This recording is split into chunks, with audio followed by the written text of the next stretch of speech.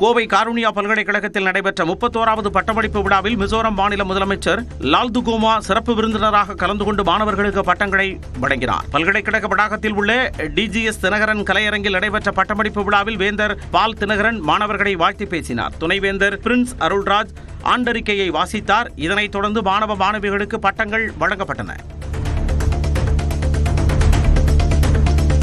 இந்தியாவில் அதிகம் விற்பனையான Yamaha bike மாடல்களில் ஒன்றான FZ-இன் புதிய மாடல் அறிமுகமாகியுள்ளது.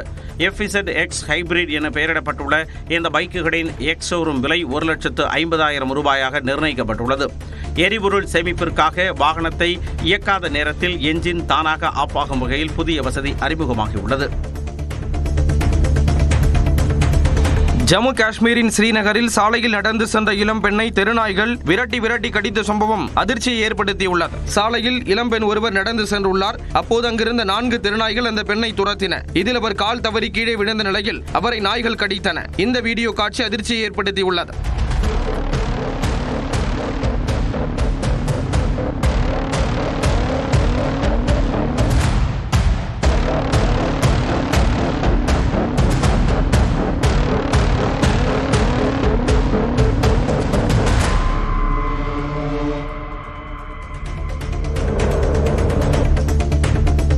ஐஸ்கிரீம்களில் செயற்கை நிறமிகளை பயன்படுத்துவதை நிறுத்தப்போவதாக அமெரிக்காவைச் சேர்ந்த நிறுவனங்கள் அறிவித்துள்ளன. பெட்ரோலியத்தை மூலப்பொருளாக கொண்ட 9 வகையான நிறமிகளை ஐஸ்கிரீம் உள்ளிட்ட உணவுப் பொருட்களில் பயன்படுத்துவதால் உடல் நலத்திற்கு தீங்கு ஏற்படுவது உறுதியானதால் அவற்றை பயன்படுத்துவதை நிறுத்த வேண்டுமென அமெரிக்க மருத்துவத்துறை அறிவுறுத்தியிருந்தது.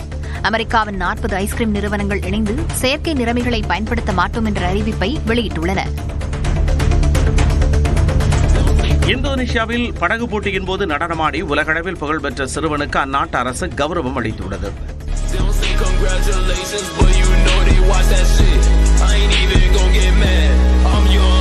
ரயான் 6 வயது சிறுவன் ரியாவ் மாகாணத்தின் சுற்றுலா தூதராக நியமிக்கப்பட்டுள்ளார். இதற்காக சிறுவனுக்கு இந்திய ரூபாயின் மதிப்பில் ₹171 கோடி வழங்கப்பட்டுள்ளது. ராஜஸ்தானின் பாலி நகரில் கொட்டி தீர்த்த மழையால் மக்கள் தண்ணீரில் தத்தளிக்கும் நிலை ஏற்பட்டுள்ளது.